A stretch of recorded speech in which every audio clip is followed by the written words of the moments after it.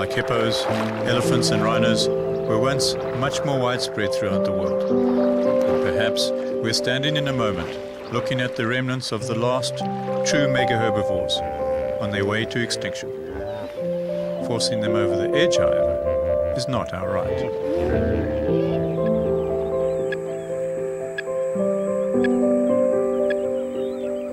Day after day, for the past 8 years since the first relocation started, he has followed the signals and he tracks his friends because he is determined to play a role in recreating wilderness.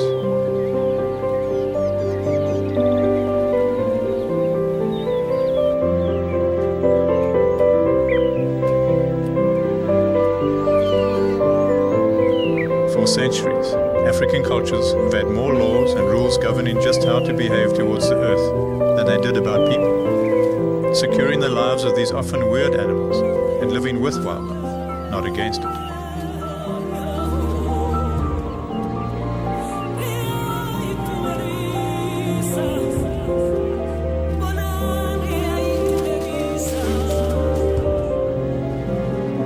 They viewed the earth, the rhinos that wallowed in it, the wind, the birds, the trees, and us, all as one living thing. They believed that within each of us is a spirit of an animal, different for each. For Umpo, it is the rhino. For Botswana, it is also the time of the great long-horned rhino, building a healthy population in Botswana again, as they slowly define territories and gather occasionally at waterholes.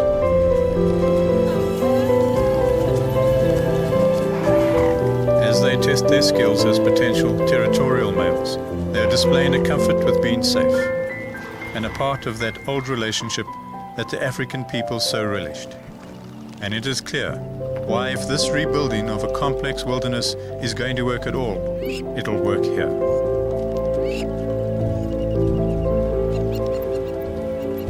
It is a place where private safari companies, individuals like Umpo, government departments of wildlife and their anti-poaching teams, Botswana military, and a president with a passion for seeing his country whole again, all work together.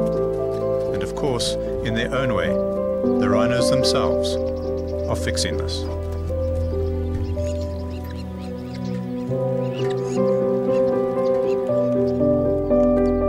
There is an old curse in Africa, one that settles like a deep fog on the wives and children of those who kill the rhino. Protecting them now seems to be something we've been given to do by those ancient voices.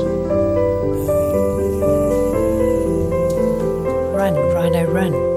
But this time you can run free and